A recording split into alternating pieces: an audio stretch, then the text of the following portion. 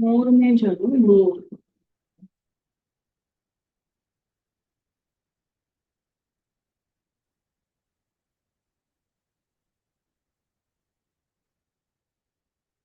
नहीं नहीं।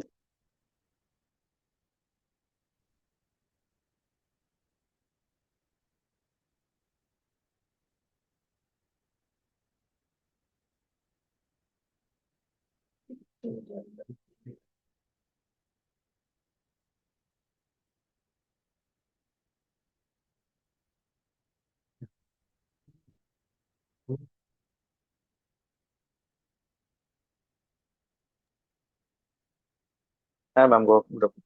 काही आलं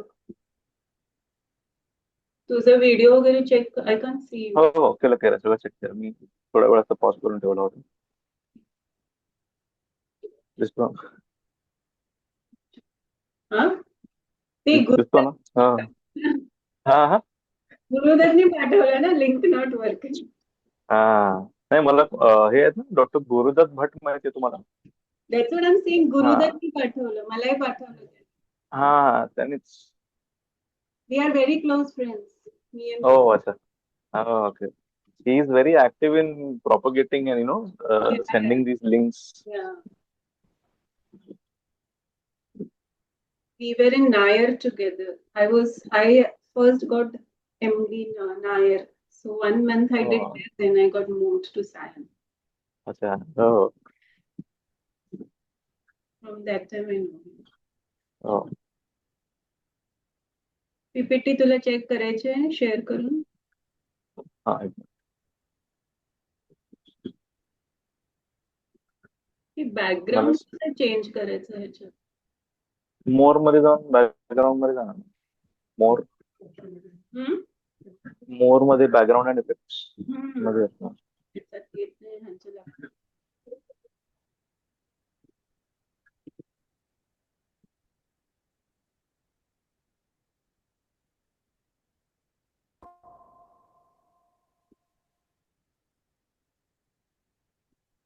बसल होते ह्याच्यात, त्याच्यात नसं झूम मध्ये नाही आहे. नहीं है ना, ये जूम ही है ना. ऍप नसेल, ब्राउझिंग आहे ना. आपका कम मॅम ये. दिसते तुम्हाला? हाँ दिसते.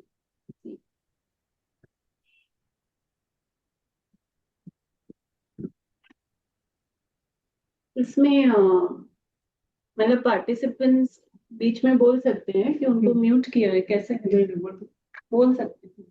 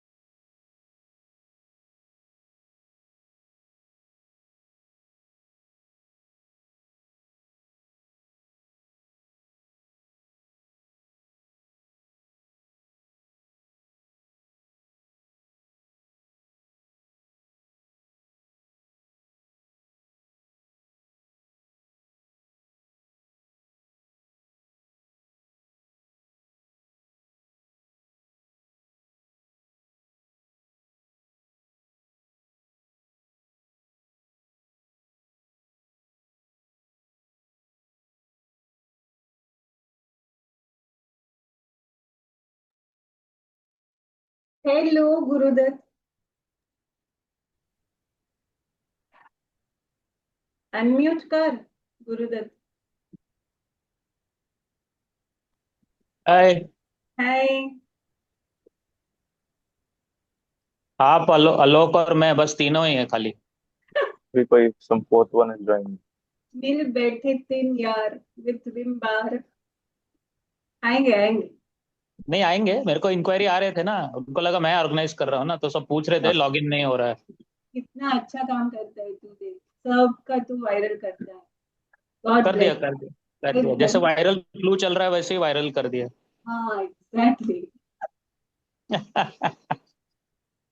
तूने मैसेज भेजा, आलोक को स्ट्रेस हो गया। उसने मुझे बोला मैडम लिंक नहीं चल रहा है। मैंने बोला गुरुदत्त ने 2 बजे लॉग इन किया लग रहा है। नहीं नहीं, एक दो सीनियर्स ने 2 बजे लॉगिन किया, फिर मेरे को मैसेज आया हम्म। स्टार्ट नहीं हुआ करके। मैं बोला देखता हूँ एक सेकेंड, फिर मालूम पड़ा वो लिंक अभी एक्टिवेट नहीं हुआ है, तो फिर वो प्रोसेस जूम ओपन करो, उसमें नंबर डालो, वो करके हम्म। लॉगिन हो जाएगा। और क्या, अभी वायरल ही वायरल चल रहा है, थैंक यू। एमआरआर चल रहा है क्या आलोक?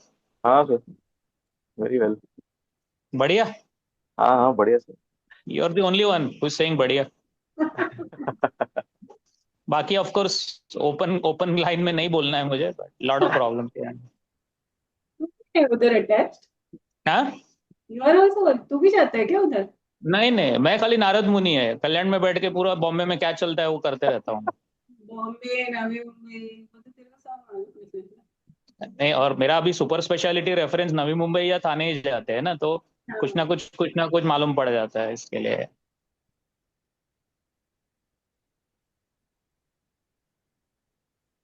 तो we are the happiest lot because now we got so many super specialities around, नहीं तो बॉम्बे भेजो, इधर भेजो, so many problems. So we are the happiest. Good afternoon doctor Liji. Good afternoon, madam. Good afternoon. To have you. Uh, I'm actually at bed rest from OPD. I've Oh, fractured my foot, a small metatarsal crack. okay. So, so nobody has joined yet. Yeah, I think another 5 minutes. Not yet 3, no? Hmm. So you are at home only now? Yeah, since 10 days, maybe another 4, 5 weeks more. I've got a below knee cast, kept an alarm and got up and came to join him.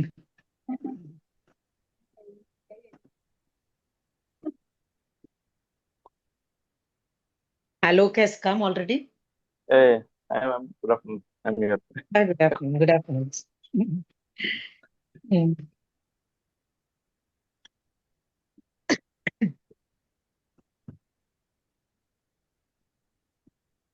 There was an era when we were the generalist, we were the specialist.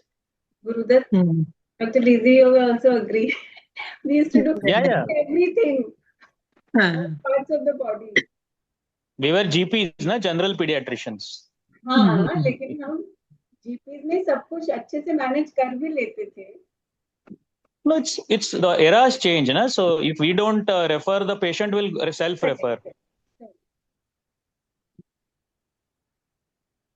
No, and then it's good also to have a complete team, you know. So Yeah. So what we do, correct, if correct. we try to learn. So tomorrow Alok's patient comes back with a prescription, I end up learning from that. So that is how it helps us also. It's not that it's always not possible to update about every specialty, na. So I am interested in so many specialties, but it won't be possible. So then learn from whatever the super specialist write or say or inform, or they call up, and then you learn from every patient. Well, even patient management now, especially in corporate, multidisciplinary team approach. So your stress levels are also on the lesser side. Yeah. And that medical legal booth is on our head everywhere. So that is another reason, even if we don't like it, but then we have to accept it.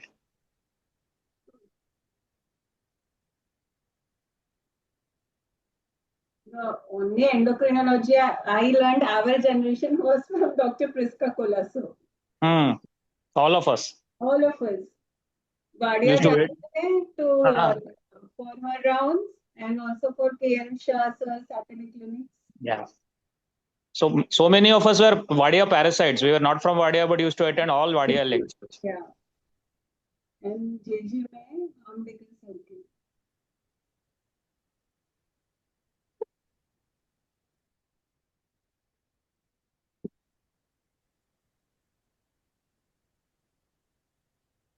Hi, Dr. Dalal. It's good to see you. You are having trouble joining. Yes. It's working. Yeah, great. Thank you.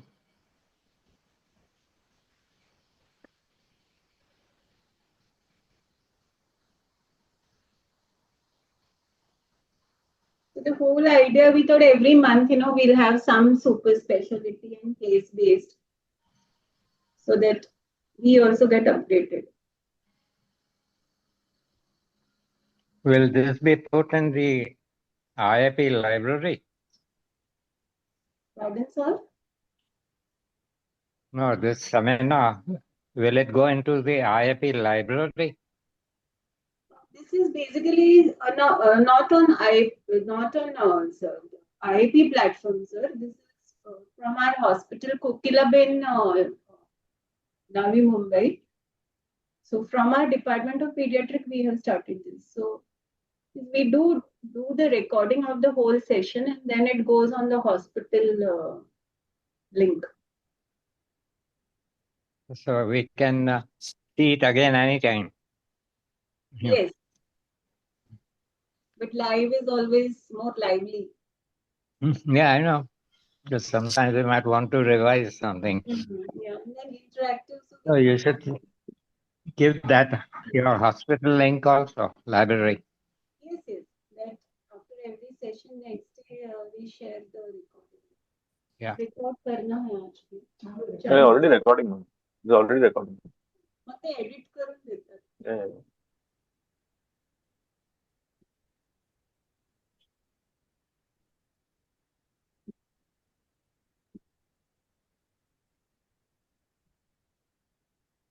Start by about 3:10. We start by 3:10. It's 3, so we start by 3:10. Yeah, we'll start by 3:10. Then as people keep joining, it's okay. Yeah.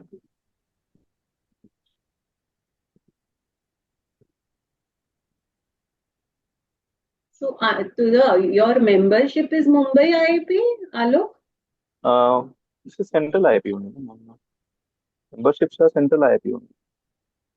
Central There's IIP. there's no separate membership as such for. I mean, I'm a part of those. Yours would be Mumbai IIP because as per your residential list, That way register. Yeah, correct. Yeah. Now it's area wise. So I was a member of Mumbai IIP, Navi Mumbai IIP, and Dombili to Karzat IIP. But now it's area wise. So we are, I think, Dombili Karzat coming under Thana, if I'm not completely wrong. So even everything from voting to the mails and everything is zone wise. Zone, correct. Yeah, so my membership continues with Mumbai and Navi Mumbai, but it's not officially there in the IIP, central IIP database.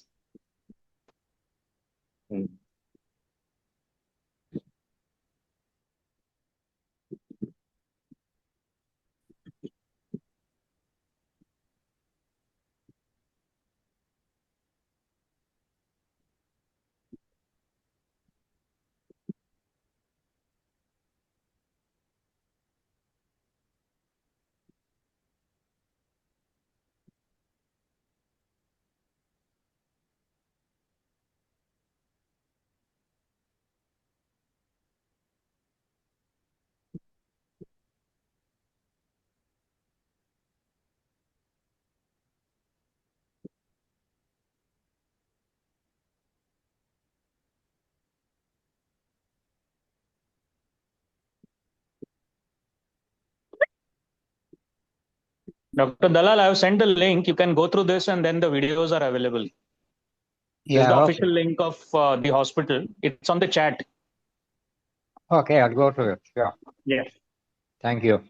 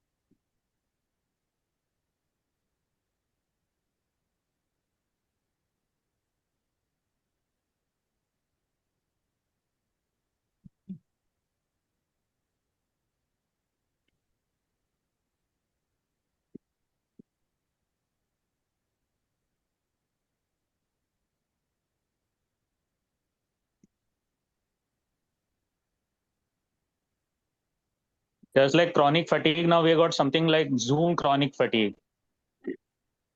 But now means attending physical CME, personally for me, I'm finding it very difficult. Attention span बिल्कुल नहीं रहता है, and then one Sunday you just don't want to get out of the house.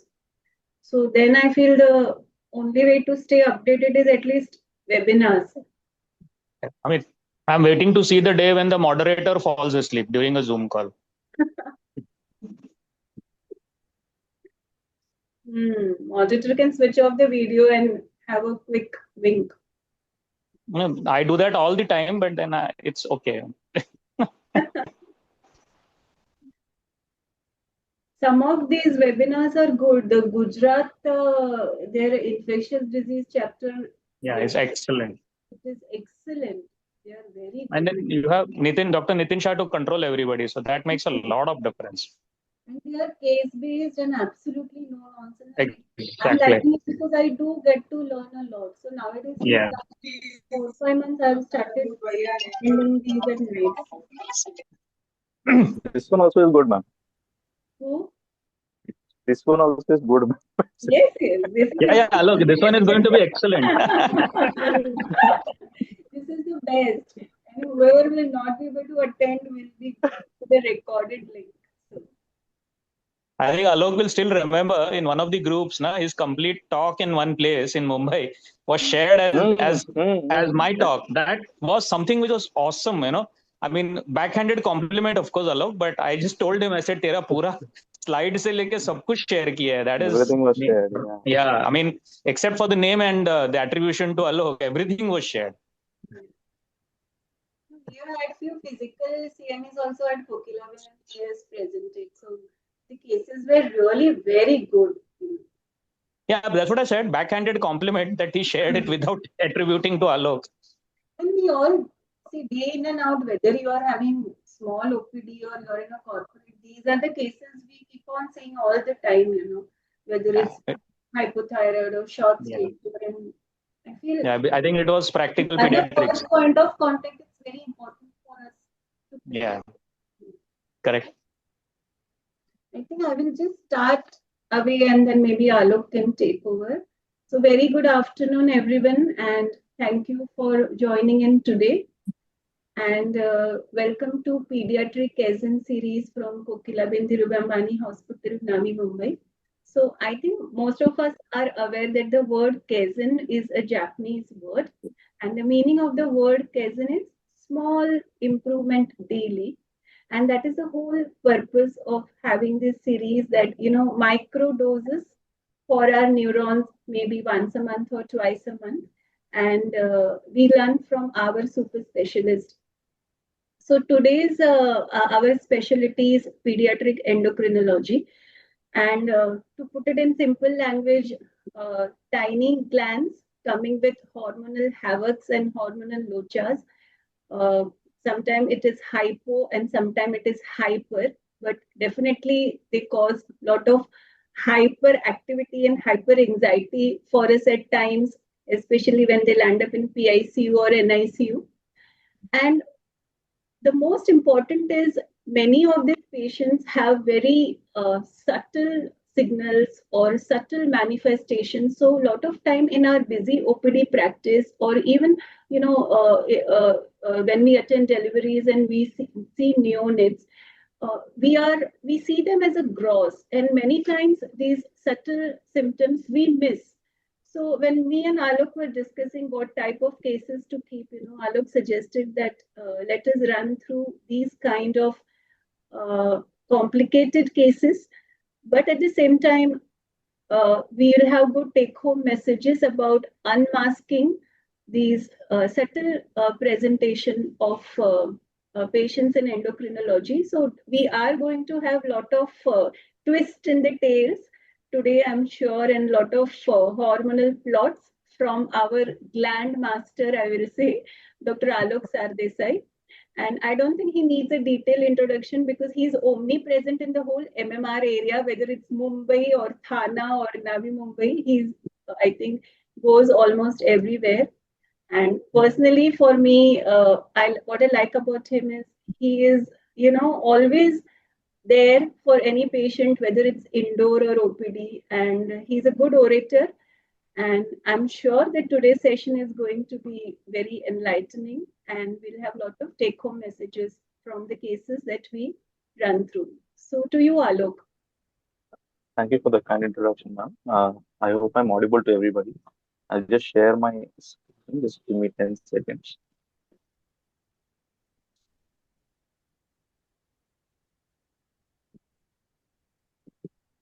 Yeah.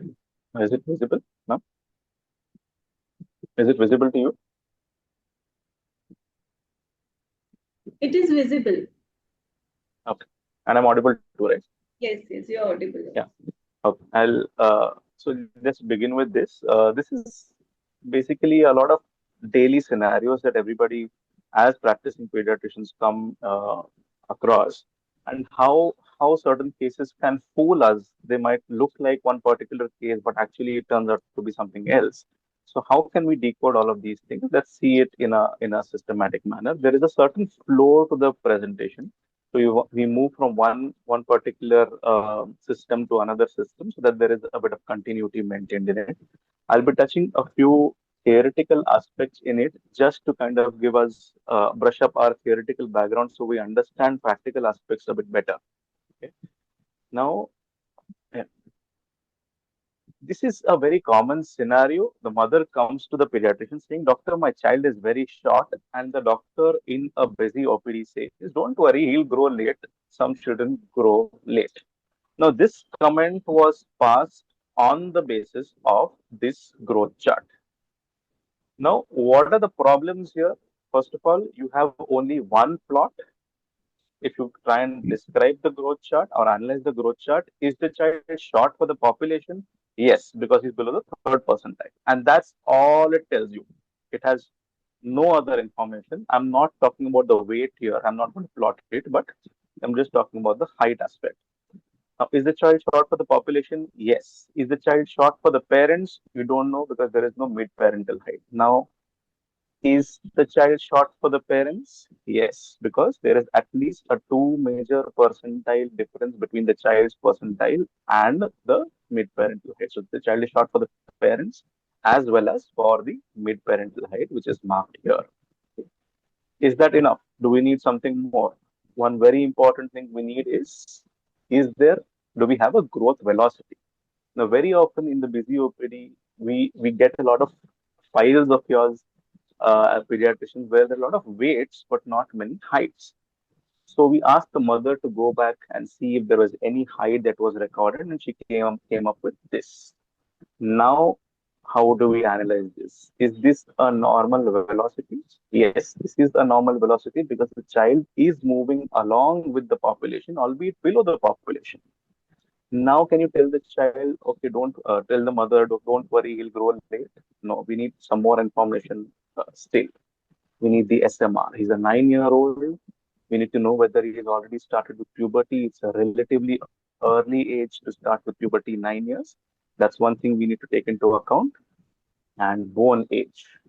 Very important criteria before you tell anyone that do not worry, he's going to catch up, because the bone is going to tell you whether a child has time to catch up by himself or herself or not.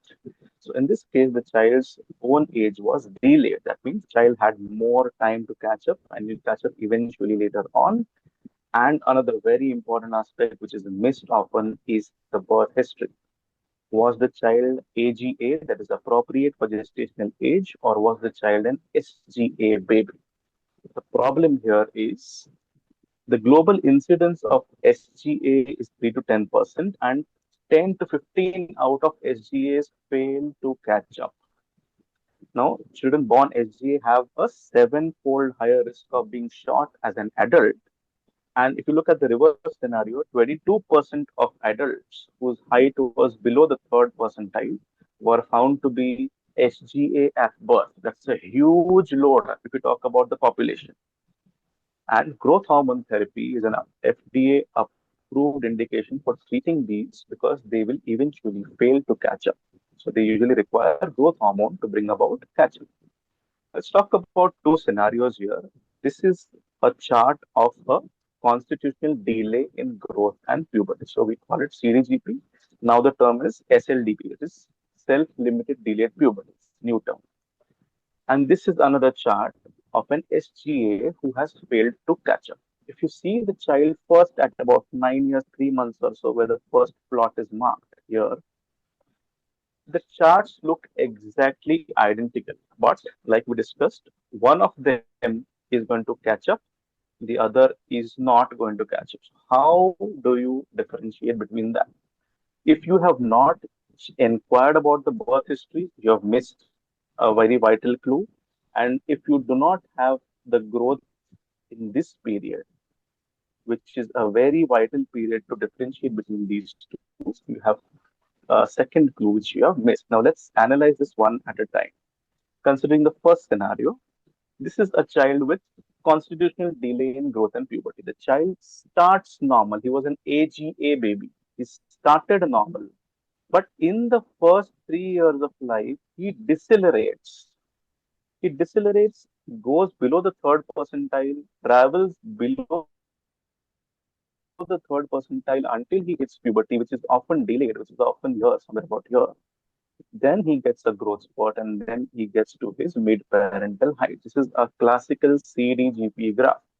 A CDGP decelerates, then travels below, and then accelerates again later on and gets to your normal, his genetic target. That's why it was earlier labeled as physiological short stature, but now we know it is labeled as idiopathic short stature, ISS. There's nothing physiological about the short stature anymore.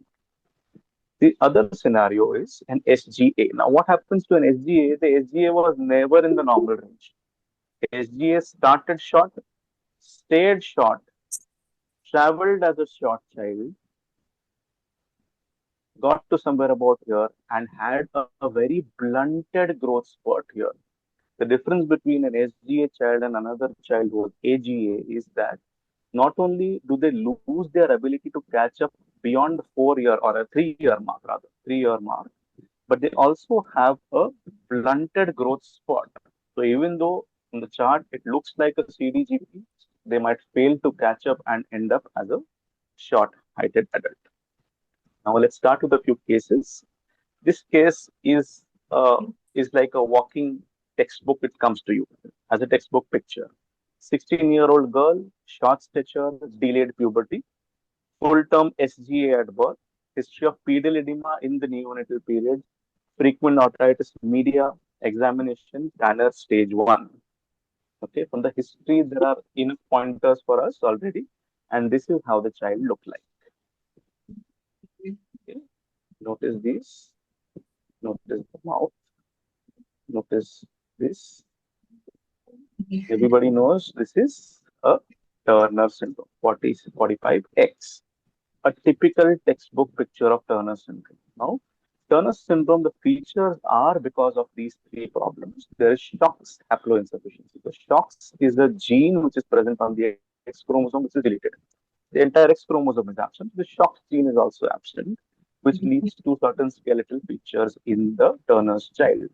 Others are because of lymphatic abnormality and other unknown and unexplained mechanisms. So if you have a normal child with a SHOX gene mutation, even that child can have a lot of features of Turner syndrome.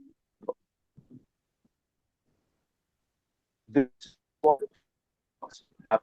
haploinsufficiency looks like. Now, the features that are written in red were all seen in our patient here. Just 5 seconds to quickly scan it. Lymphatic adults lead to these features. Again, the ones marked in red were all in our child. This case.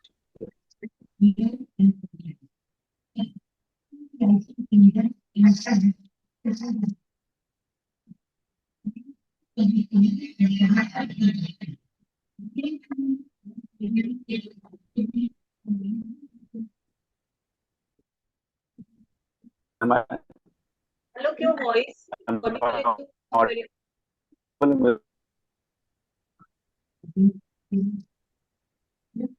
Hello? हाँ, Can आता anybody better hear है. me? Hello? हाँ. Can you hear me now? Yes, now it's better. PPT is not Am I seen. audible? Yes, yes, audible. Okay. So the other unknown mechanisms here.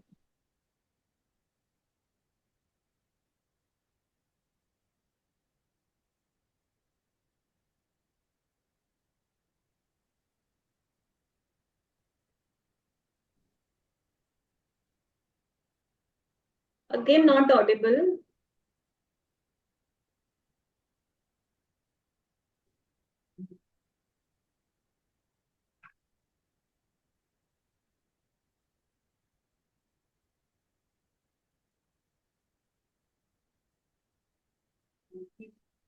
Alok, I think he has network issue.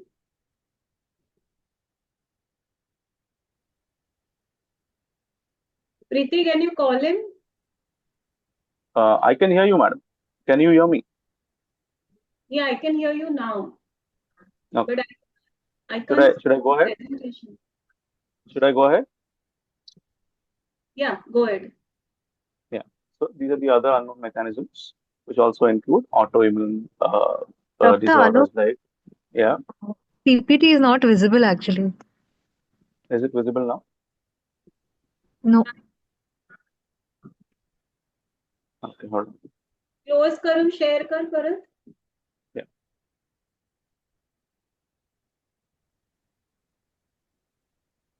Is it visible? Yes, now it's visible. Visible and audible both. Yeah. So did you miss all the previous slides as well, or just this? And show the previous slide.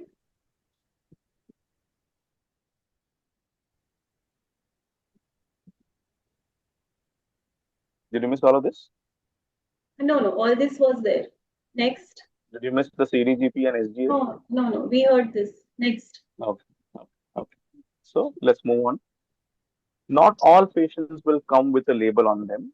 Higher index of suspicion is necessary in a lot of cases to recognize obvious signs and look for subtle signs as well. Now, this child was also a Turner who was missed. This child was also a Turner syndrome, and this child also came with subtle features of Turner syndrome with a short fourth metacarpal that you're seeing there. So, when is it justified to ask for a karyotype? That means, what are the indications of ordering a karyotype? Because it's a fairly expensive test, you should be justifying yourself. So, as the only clinical features, if you have any one of these, you are justified to ask for a karyotype, any one of these features here. On the other hand, you need any two of these features to ask for a karyotype, any one of these and any two of these. If you notice, idiopathic short stature is good enough criteria for you to ask for a short stature. So that's why a lot of people always say that in a girl child who's short, ask for a karyotype because you might miss certain features of Turner syndrome. Now, what are the different karyotypes that can come up? This is the commonest 45X, 40 to 50% of mosaic forms with a double X. There can be mosaic forms with triple X, double X and triple X as a combination. There can be a mosaic with an XY chromosome as well. So a male karyotype essentially along with a 45X. There can be deletions, there can be inversions, isodicentric chromosomes, and translocations.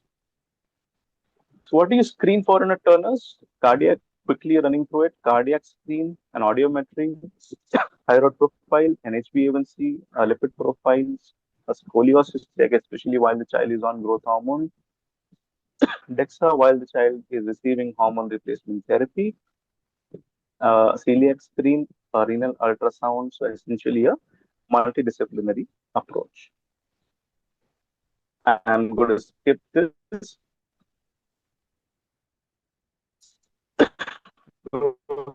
Hormone is an FDA approved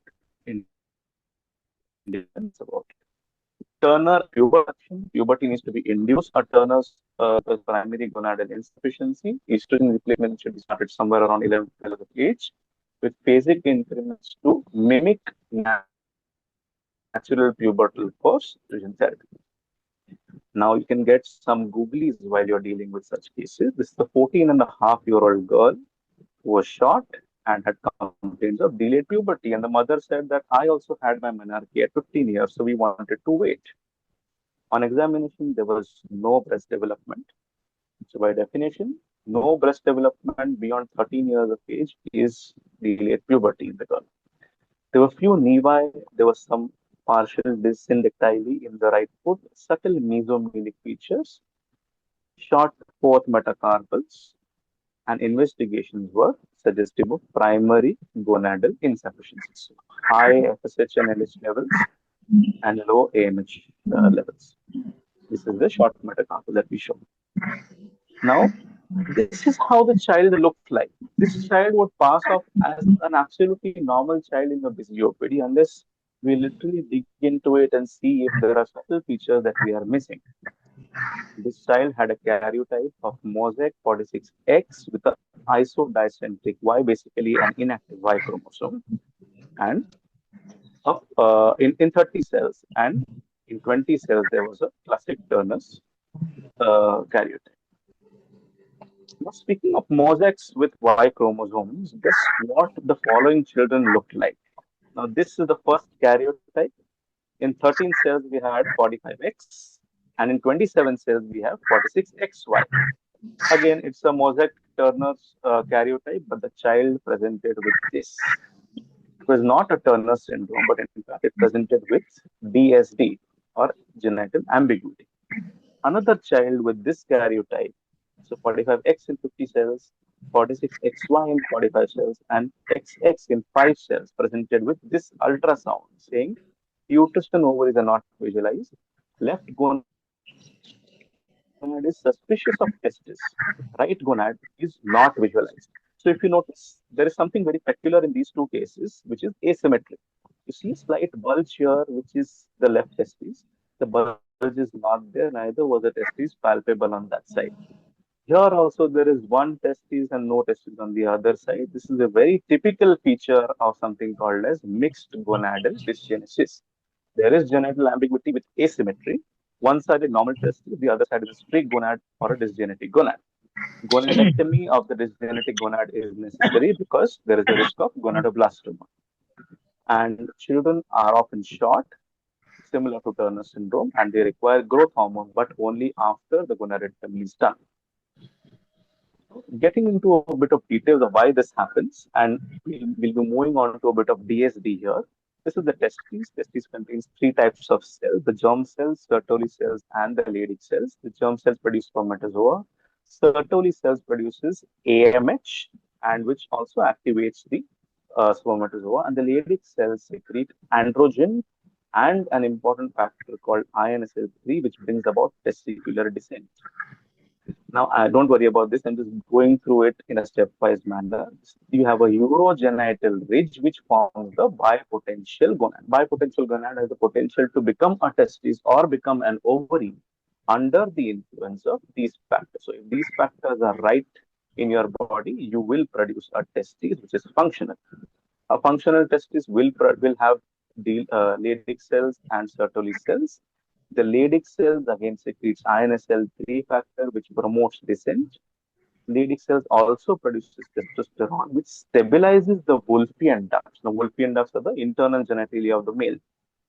And under the influence of 5-alpha reductase, it converts into dihydrotestosterone and leads to differentiation of the male external genitalia. Now, the Sertoli cells produces AMH, which is anti-Mullerian hormone, which means regression of the Mullerian duct, which is formed from the coelomic epithelium. That is why the males do not have Mullerian ducts. Now you get a call from the labor room and they ask you to identify whether this is a male child or a female child. We need to talk to the parents. What do you do about this? So what essentially is DSD? Atypical genital appearance. A phallus and bilaterally non-palpable testes. Unilaterally undescended testes with a hypospadia. So bilateral anyhow classifies as DSD. Unilateral requires a hypospadia to call it DSD. Severe penoscrotal, scrotal, or perineal hypospadias with or without a microphallus, even if the testes are descended, the testes were palpable here. An apparently female appearing genital with an enlarged clitorophallus or clitoromegaly with or without inguinal hernias and palpable gonads. And asymmetry in the size, pigmentation, or rugation of the labioscrotal fold, which we already saw. So this is essentially the definition of DSD. And you inquire about consanguinity, close relatives born with ambiguous genitalia or infertility and unexpected changes at puberty, cyclical hematuria in the boy, or delayed menarche in the girl. History of deaths in the of infant deaths in the family may suggest missed CAH. History of maternal virilization, use of certain medications during the first trimester of pregnancy is what you should be inquired. On examination, general assessment focusing on congenital anomalies. Gonads have to be palpated. That's the first step to tell you whether this is more likely to be a male or a female. Critical importance of allocating the inguinal regions cannot be overemphasized. Measure the stretch between lengths every time and try to come to a scoring. So, Prader staging is an older method, but still for understanding purposes, we look at this. This is the normal female genital. This is the normal male genital. Now, if opening starts going down inside, the clitoris starts growing, the phallus starts growing upward. You see the opening going down, the clitoris enlarging, the phallus enlarging. You see a single opening here, but inside there are two openings, and eventually, as you move toward the male side, the Mullerian structures start disappearing, and you get the urethral opening at the tip. So we've moved on from Prader staging up to a staging called as EGW, external genitalia staging. We're not getting into the details of it. Now, this is one case. This was a child who was 5 months and was reared as a male child. So you saw this earlier. This is a very small nubbin-like phallus and rugose structure, labioscrotal fold, and the testes are not palpable. The gonads rather are not palpable. Undescended testes, short phallic length, referred for genital ambiguity. There was neonatal hypoglycemia, which was unevaluated. This is one thing which we need to keep in mind. Gonads are not palpable. The SPL was significantly below the -2 standard deviation. There was no hypospadia or no hyperpigmentation that you see here. The karyotype was done, which was XY, which essentially rules out a virilized female. So, this could be a male who is not developed completely. Now, is this genital ambiguity? As per definition, it is. But we understand a bit of theory here. Hypospadias occurs in the first 3 months of pregnancy if there is a defect. Now, in the first 3 months of pregnancy, the placental HCG carries out all these functions. It starts with the genital tubercle or urogenital sinus, which eventually grows into the phallus and the scrotal sac, with the urethra going slightly above and getting to the tip of the phallus, as if you are closing a zip from down upwards. So at the end of 3 months, you should have a normal looking phallus, but it will be a small sized phallus. Beyond 3 months of life, 3 months of the fetal life, the fetus pituitary gland starts getting activated. So after that, what the LH of the fetus does is starts enlarging the phallus and makes it of a normal size. So any problems or any hiccups during this phase will often lead to a hypospadias. But if the fetus has a pituitary gland problem, it will often come with a micropenis. This child of ours had height and weight which were below the third percentile.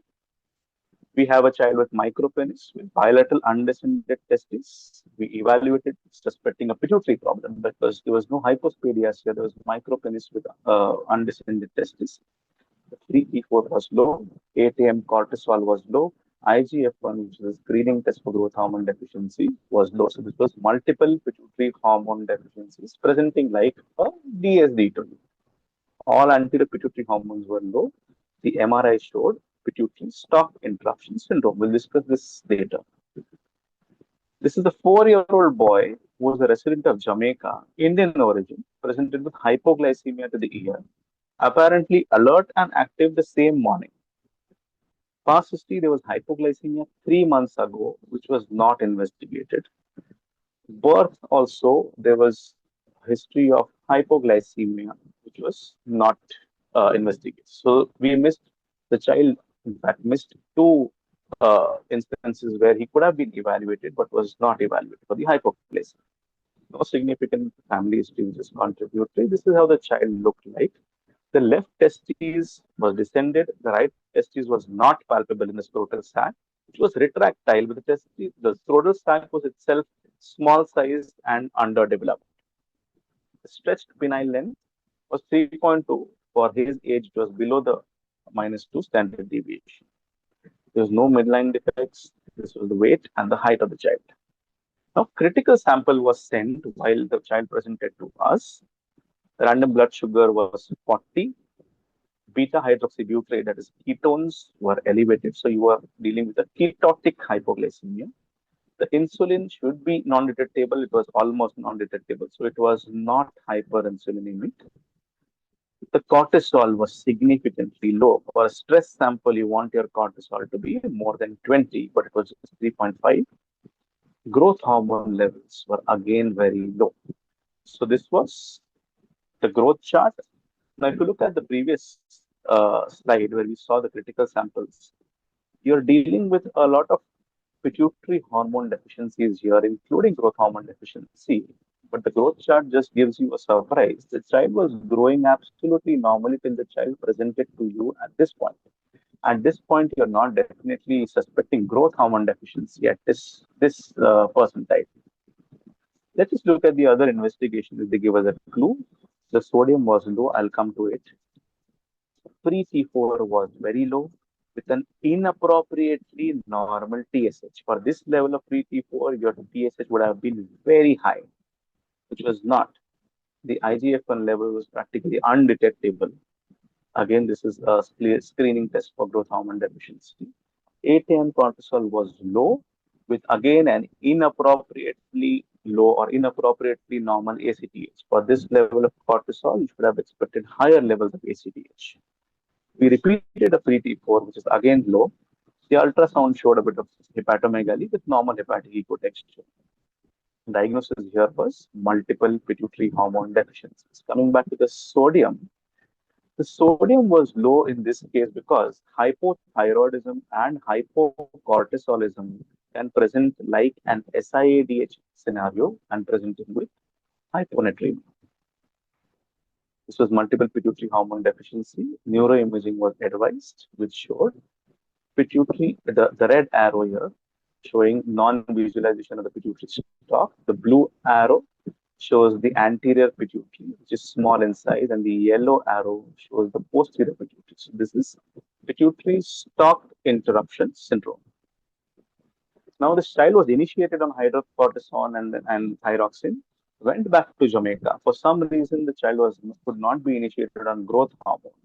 And the child came back in 1 year and 3 months. The weight had gone up by almost 4 kgs. He was 17 kgs earlier, but he was exactly where he was 1 year, 3 months back. He was at 107 centimeters, and this is how the growth chart looks. So this is where he presented to us first. After that, he did not grow, but he went up with his weight. Again, it re-emphasized that it could be growth hormone deficiency. In the growth hormone stimulation test was done with a very low growth hormone value, and the child was initiated on growth hormone. And this is how the child eventually caught up. So the child missed the diagnosis in the neonatal period and also in the previous episode of hypoglycemia. This is a child who saw me at 7 years, 9 months of age, Portuguese by ethnicity, diagnosed to have growth hormone deficiency at 3 years of age, and was on daily growth hormone for the last 4 years before he saw me. There was history of hypoglycemia at 3 years, where a critical sample was done and the growth hormone response was 2.4. We wanted it to be more than 10, and this was the only diagnostic parameters after which they labeled the child as growth hormone deficiency and was on growth hormone for 4 years. When he saw me, he was somewhere about here. So he was fairly normal height. I presume this was because of the growth hormone that the child was on. The mother then showed me one more plot. This was the plot at initiation of treatment. Here is where the child was diagnosed as growth hormone deficiency, which was very strange to me for a 3-year-old with growth hormone deficiency. I would have expected him to be further down. Well, he could have obviously decelerated here. So I asked for another plot which was recorded. This was the plot which was recorded earlier on, and he was growing this way before the diagnosis of growth hormone deficiency was made. Very strange. A child having a practically normal growth velocity traveling along the same percentile. I was not convinced whether this is growth hormone deficiency, and I wanted to reevaluate the case. I was not convinced, reevaluated, stopped the growth hormone for 2 weeks. The IGF-1 was normal. Other pituitary hormones were normal. The growth hormone was stopped, and we performed a growth hormone stimulation test, which gave a peak growth hormone level of 13. For clonidine stimulated samples, more than 7 rules out growth hormone deficiency. Now, why was the growth hormone low in the critical sample at 3 years of age? This is a very common scenario that we see. It is nothing but blunting of counter-regulatory response.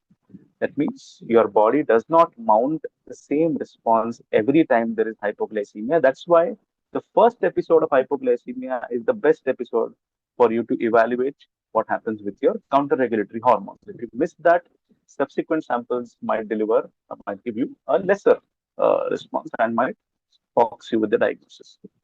Why was the hypoglycemia? What did the hypoglycemia occur?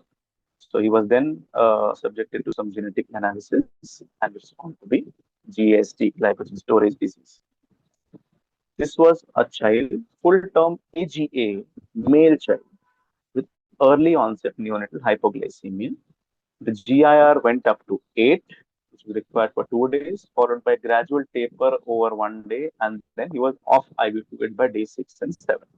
Critical sample was sent at an RBS of 49, which showed a raised insulin level. So this was hyperinsulinism, hyperinsulinemic hypoglycemia. The cortisol was found to be within the normal range here, and the child was managed as transient neonatal hyperinsulinism. It was discharged. The child presented again with vomiting, dehydration on day 23, genital hyperpigmentation, hyponatremia, hyperkalemia with a 17 OHP, sky high. What was missed? This is the problem.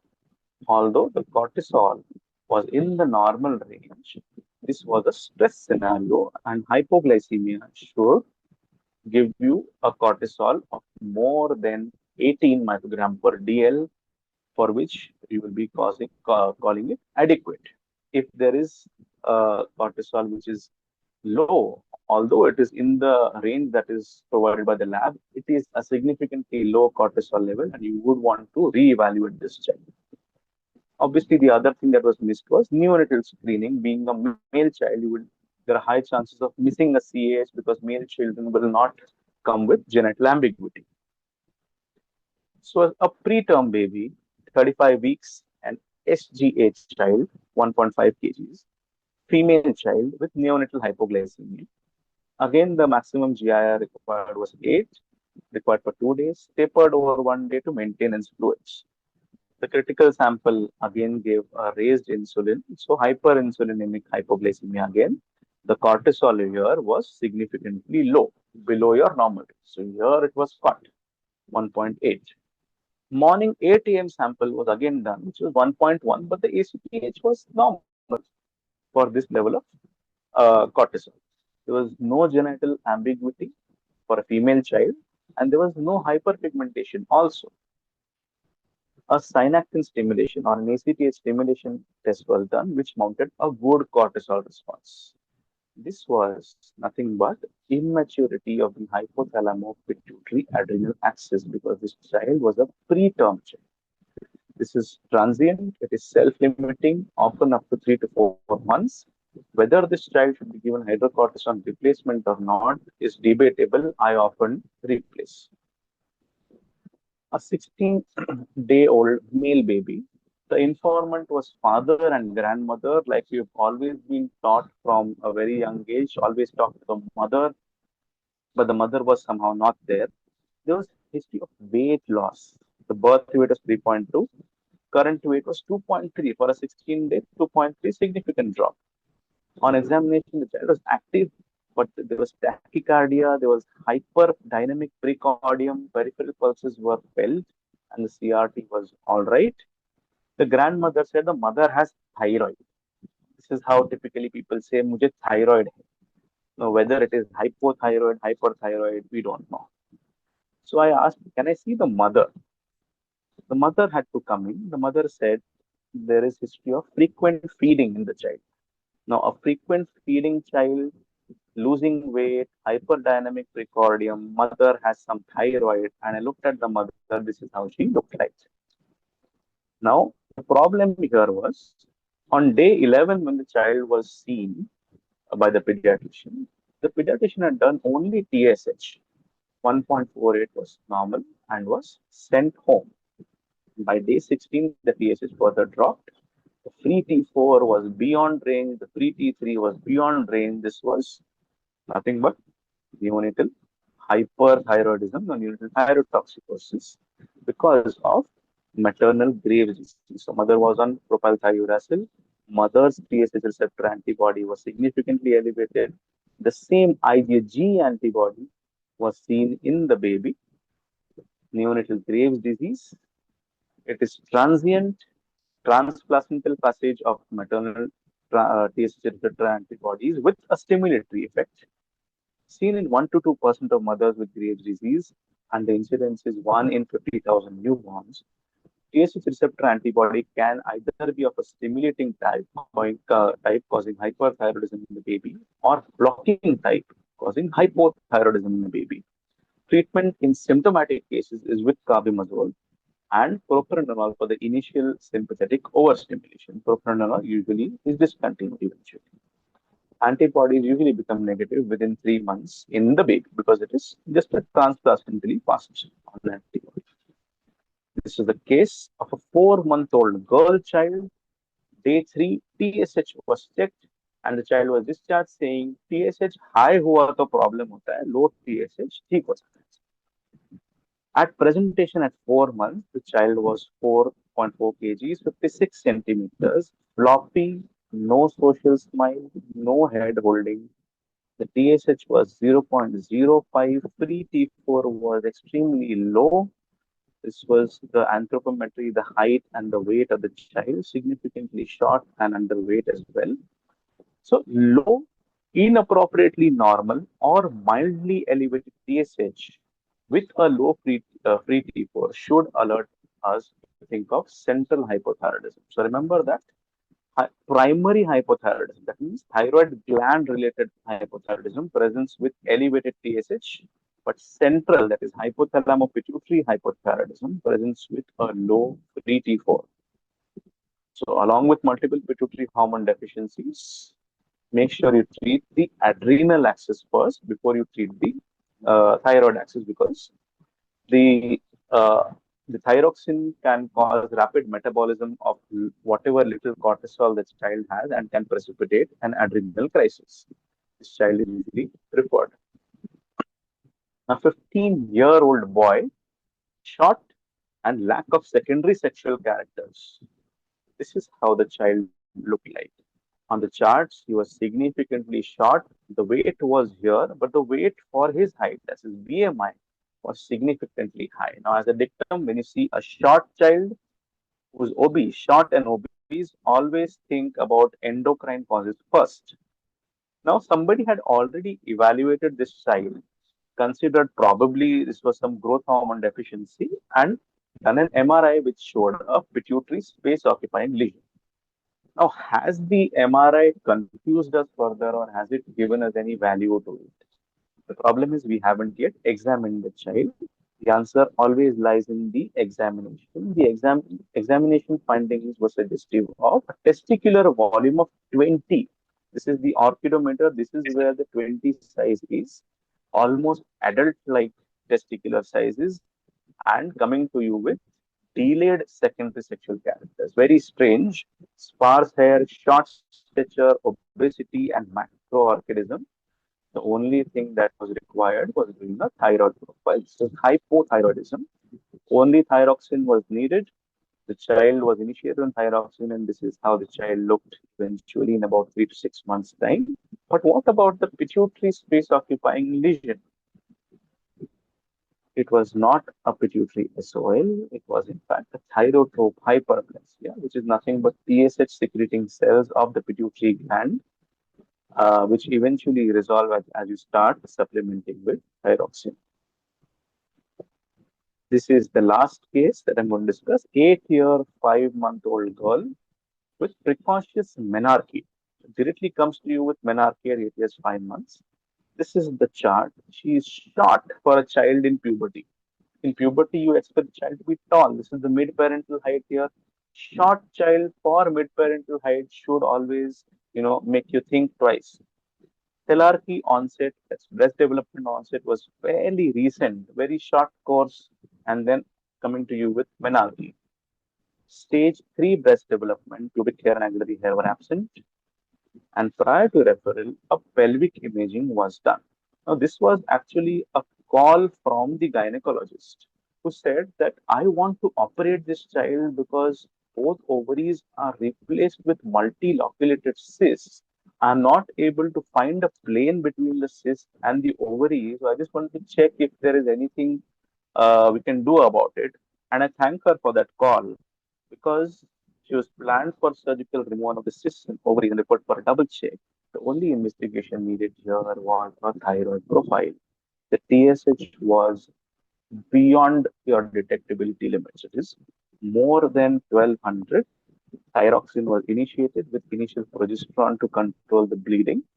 There was cessation of menses, regression of the telarchy, and the pelvis showed a normal steady resolution of previously seen ovarian cyst completely.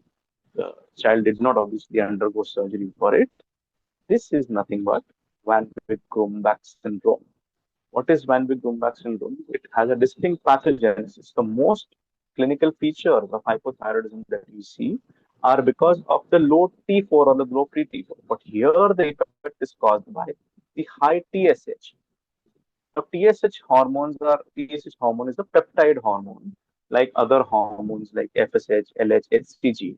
And when the TSH hormone rises to a significant level, it can cross-react and kind of occupy the FSH receptor and stimulate the ovaries to create this kind of a picture. And so it has a common alpha unit and a distinct beta unit, which gives them their specificity. That's Van Wyck-Grumbach syndrome. a type of hypothyroidism. Caution, there it can cause rapid progression of bone age as you start supplementing with thyroxine and can invite true puberty, as we see with a lot of cases of hypothyroidism. That's about it. Thank you.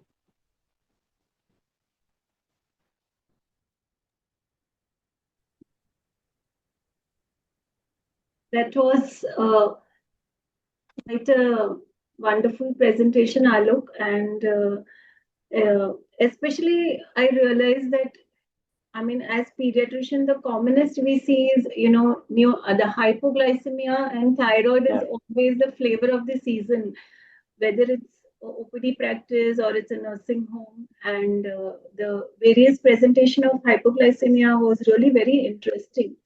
I have few questions, and then after that, I think we can have an open house, and either you all can put in chat box or you all can unmute and directly we can have an interactive session and ask questions to Dr. Alok.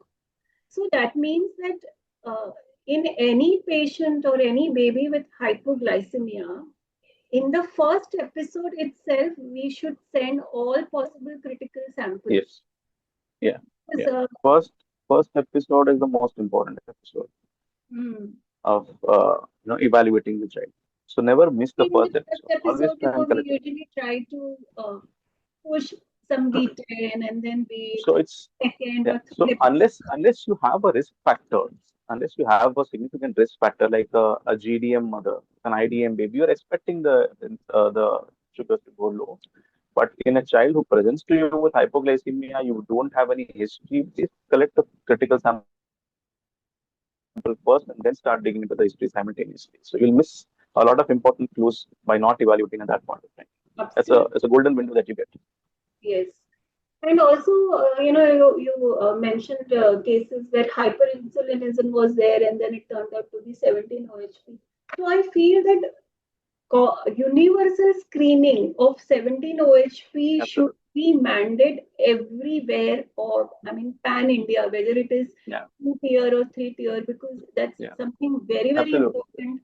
And if we don't screen at birth, I think there's a big chance that we may also miss it, And but even in the current scenario, even TSH is not being screened, although we've been recommending it. So we really need to, kind of screen such disorders. I had some this about TSH. Of course, most of the time in corporate hospital and all, it's part of the newborn screening program. And I think even nowadays in 3-tier cities, in metropolitan cities, it is done, the thyroid screening and the 17 OHP. But I feel in many places, because in normal delivery, the babies gets discharged on day 3, and that is the reason that the screening is missed. So I had read this one study from Max Hospital where they have their data about cord blood screening. Cord blood? Yes. Yeah, cord blood. Even IAP also recommends cord blood. Even ISPE, so Indian Society of Pediatric and Adolescent Endocrinology, who's been formulating these guidelines, also recommend that you do a cord TSH. If you've not done a cord TSH, you can do it at after 72 hours of life. But cord TSH is a good enough time for doing a TSH without even subjecting the child to a prick. So that is another window that is often missed, and you can diagnose the condition right there. Yeah, because I feel instead of having the policy of doing it on day 3, if everywhere we start doing cord blood TSH, we may have a better pickup. And because that first 2 weeks of golden period of starting the treatment, absolutely. You mentioned about SLDP in short stature. So as general pediatrician, first of all, it took us quite a while to imbibe in our neurons that we have to use growth chart day in and day out, thanks to Dr. Khadilkar, I think. So now, do we also use SLDP charts also routinely? I mean, no. SLDP is basically CDGP, but it's, like I said, it was a part of physiological shortness. So these are not abnormal babies. These are normal babies who have decelerated and are going to eventually catch up. So the discussion usually begins with familial short stature and constitutional delay. These are normal children who do not require a lot of extensive evaluation. Only certain monitoring and certain clues that we discussed about bone age, SMR, and a normal growth velocity is good enough for you to, and of course the birth weight is good enough for you to kind of, pacify the parent or reassure the parent that the Most of the child time we is going to verbally say eventually is grow. constitutional Standard growth chart. Yeah. But again, we need to remember that constitutional delay is a diagnosis of exclusion. We need to exclude the possibility of there being any other problem and then be able to tell the parent that, oh, this is constitutional delay, don't do anything about it. Because there can be something else which you could have missed, either in history examination or basic evaluation that you're doing. So always evaluate a child who comes to you with short stature, and because that could be a missed opportunity and he might end up short. Coming to growth hormone treatment, I mean, the ideal time is younger the better, right? So what as endocrinologist, what is, I mean, the best, Depending what upon message would you like to give to general pediatricians? depending upon the cause. If you're treating growth hormone deficiency is a disease. So growth hormone not only works on your growth, but also works in a lot of metabolic, mechanisms. So growth hormone has to be started as soon as the diagnosis is made, if it is growth hormone deficiency. But if it is an SGA baby, usually 4 to 7 years is where typically children are started on growth hormone. Turner syndrome are started as young as 2 years, even earlier on. So earlier the better. For an SGA, again, 4 years is a good time. 4 to 7 years is a good time to start the child on growth hormone therapy. Again, Prader-Willi syndrome also is another FDA-approved Yes. indication.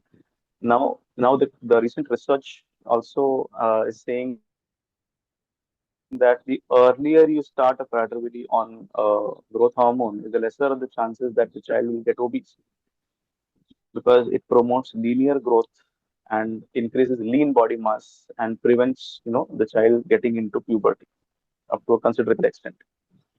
So now we've moved on to an even earlier age to start children with Prader-Willi syndrome with growth hormone. Earlier, the dictum was to start after the child starts decelerating on the growth chart. But now the recommendation is to start as early as possible, so that the phenotype of the child is taken care of. We can have questions from others. You all Can you Yes, sir. can you enumerate the tests to be done in a case of hypoglycemia?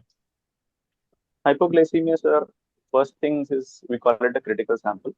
We need to first confirm whether it is indeed hypoglycemia, not just rely on the capillary prick, but also confirm it with the laboratory value. Send a random blood sugar.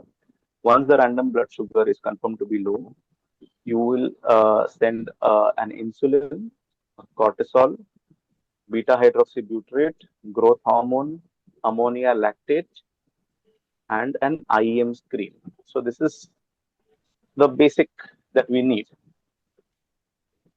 in the critical sample. IEM screen is called a step 1 screen, where you run the sample by TMS1.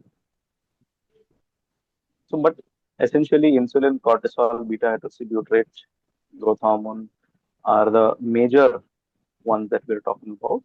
Obviously, when you're suspecting an IEM, you think about ammonia and lactate as well.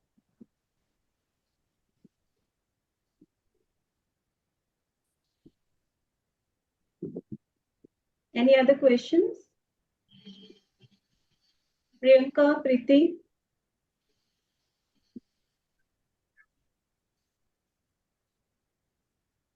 Cost of growth hormone and Indian growth hormone versus the imported growth hormone. Plus minus. Currently, what happened is that Novo Nordisk has stopped producing growth hormone. So the entire load internationally, globally came onto Pfizer. So Pfizer is having problems with maintaining their supply chain because they're not able to kind of cope up with the demand. So Pfizer is the only one at present which is available as in a pen form. It costs about 290 rupees per unit, and the typical maybe for a 5-year-old child, the dose would be somewhere about 2 units per day or so. So if you're considering a 5-year-old child requiring 2 units per day, it's 290 into 2 for Pfizer. Now the Indian makes again the indigenously prepared growth hormones are also struggling. The only one who's keeping up with it is Sun Pharma, which is about 160 rupees per unit. So it's almost half of it. So a lot of people tend to opt for the Indian ones. For growth hormone deficiency, though, we now have a weekly growth hormone preparation by Pfizer, which is currently patented. There is no other uh, company which is producing it. But the criteria to start growth hormone in such children is that it has to be growth hormone deficiency, which is genetic, not acquired, in absence of any other pituitary hormone deficiency. So the criteria is very few children are currently on the weekly, and it costs almost double of the current Pfizer one. So it is relatively expensive, but again, it's a 7-day cost.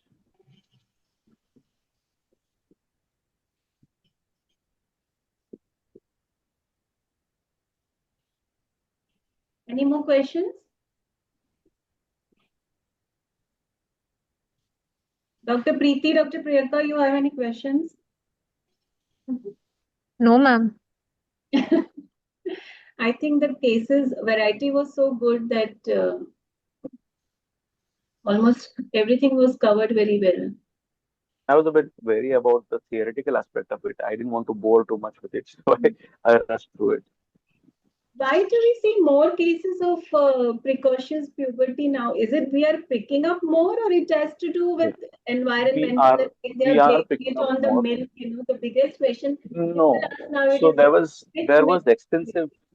was extensive research in Gosh, Great Ormond Street Hospital, which have negated these theories of something causing precocious puberty through your food or environmental endocrine disrupting chemicals, because they say they're only theoretically linked, but practically they're not seeing any such effects as of now, at least.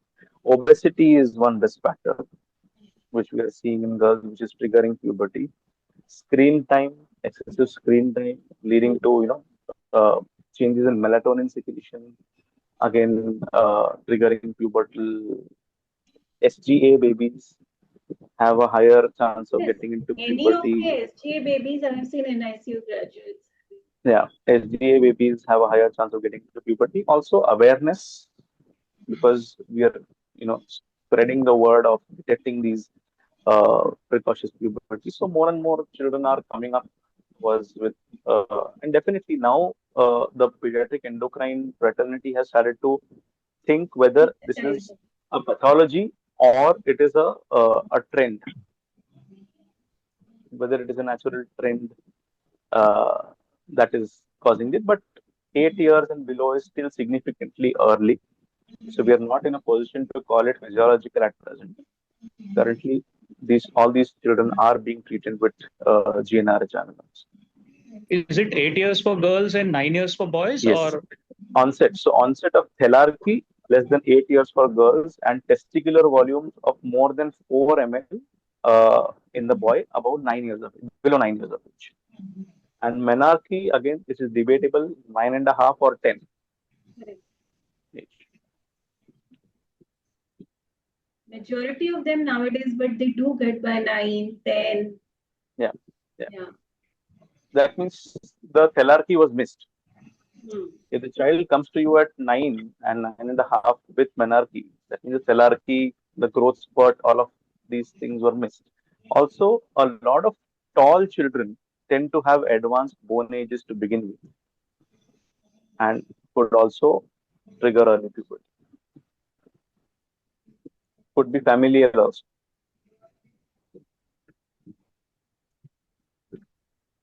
Any What more we saw questions? is because in lockdown, a lot of children were at home.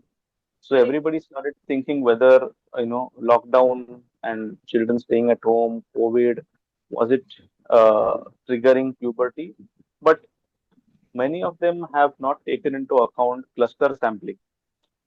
So these children didn't leave their houses for a very long time, didn't visit clinics for elective problems, and all of them started crowding up at the pediatrician's place after the lockdown guidelines and the restrictions were reduced. So it could also be cluster sampling that everybody came to you at the same time. That's why you thought that the puberty was on the rise. But there are Anecdotal, definitely, anecdotal evidence that a grandmother at 15, mother at 13, and the girl patient at 11. How do you explain to those people, those patients? I'm sorry. that is a secular trend now. Any child who's entering, so even if a child comes to us at 8.5 years of age with thelarchy, it is not necessary that the child should receive treatment unless the course of puberty is fast. That means the rapid course of puberty, which eventually leads to a compromise in final height, is the only criteria to treat, unless the mother says that we want psychological advantages of treating them. But this is usually a secular trend. So what happened was in the 1900s, the world saw a lot of wars and famines and starvation, and after that, the scenario has improved. Better nutrition, modernization, industrialization has prevented such scenarios. So that led to a secular trend where people were menstruating at 16, 17, came up to 13 in the 20th century, and now in the 21st century has come up to about 10 and a quarter for breast development and 12 and a quarter, 12 and a half for menses. The current meaning is about 5 years back statistics from North Indian children, where they come up to these figures: 10 and a quarter, 10.3 for onset of thelarchy, and 12 and a quarter or 12 and a half for onset of menarche. Most children are getting there. The major part of the bell curve is here. What we are seeing is the lesser proportion. Priyanka, you want to ask anything about neonatal?